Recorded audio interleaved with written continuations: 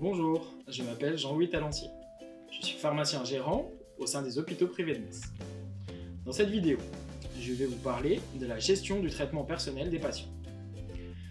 La gestion de ce traitement est un point essentiel de la prise en charge médicamenteuse hospitalière.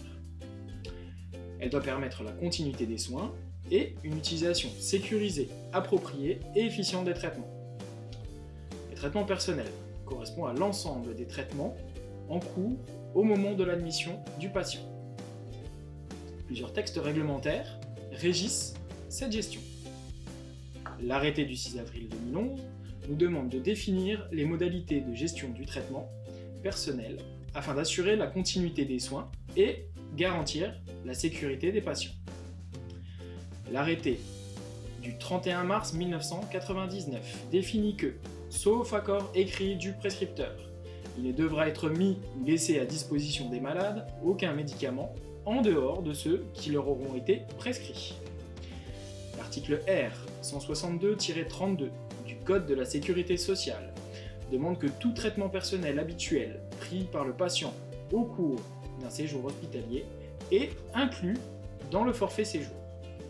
Ainsi, les hôpitaux privés de Metz ont défini pour le traitement personnel que tout patient hospitalisé doit venir avec son traitement car c'est une source d'information capitale, qu'il est retiré au patient lors de son admission et le retrait est tracé dans la macro-cible d'entrée du logiciel DIAM, qu'il est prescrit dans le logiciel par un médecin à l'admission, qu'aucun traitement non prescrit ne peut être administré, qu'il est conservé pendant toute l'hospitalisation dans des conditions adéquates, par exemple au frigo ou dans votre coffre à stupéfiants, et dans un contenant identifié à son nom, dans l'armoire à pharmacie ou une armoire fermant à clé.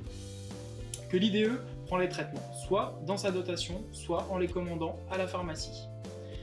Et exceptionnellement, pour assurer la continuité des soins, c'est-à-dire en cas d'indisponibilité, de délai d'approvisionnement important, d'hospitalisation de courte durée ou de besoins urgents, le traitement personnel pourra être utilisé.